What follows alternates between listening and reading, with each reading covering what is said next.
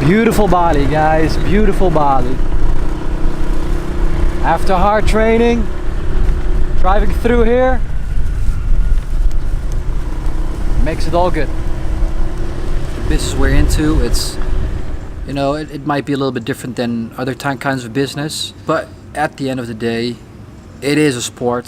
It's just a sport like any other sport, and we are just trying to make a living, to make a better living for us, for our families, to ensure a better future. And yeah, we're just regular guys who put it on the line every time we step into the cage.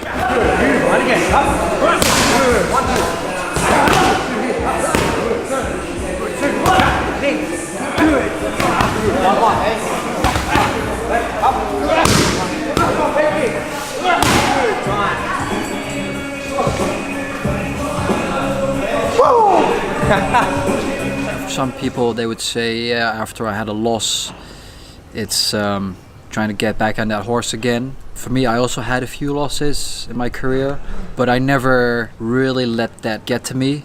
You know, it is part of the game, and for me, it's quite easy to shake it off.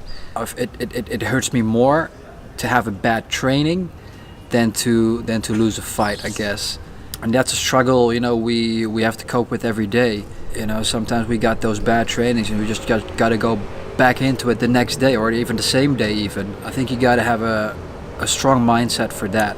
Well, obviously, me living in Indonesia, even though I have a lot of family in Indonesia as well, a lot of extended family from my dad's side. It's too bad that I don't get to see my mom and dad as much as I would like to, because they're still in Holland.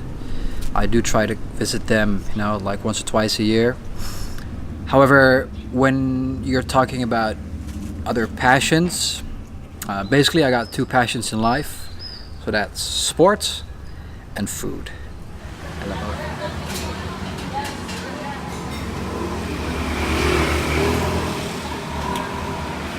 One of the best things of living in Indonesia is you can eat the best foods in the world.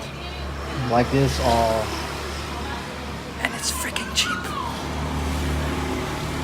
One of my favorite places after trying to get some lunch. Warung Bulang Manis. Good food, cheap, healthy. So what else do you want? Sometimes a little bit healthier food, sometimes somewhere in between. Bu, minta beef guacamole burrito? Beef guacamole burrito satu. Yeah. Nasinya beda aja ya.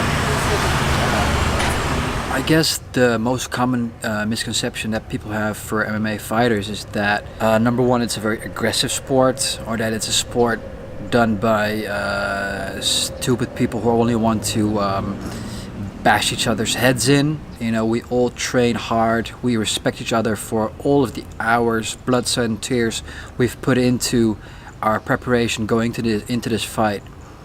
And this is a sport that you cannot do if you don't possess some sort of intelligence. It has a lot of thinking. You need a lot of thinking during your fight to pull out all of these moves. It's like chess. You know, people often compare it with like chess with body parts.